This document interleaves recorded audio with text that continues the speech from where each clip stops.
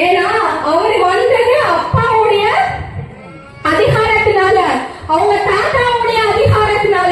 So அவருக்கு தெரிஞ்சது எல்லாமே அப்பா தாத்தா மட்டும்தானே தவிர மற்றபடி எந்த விஷயமுமே திரு உதயநிதி அவர்களுக்கு தெரியாது.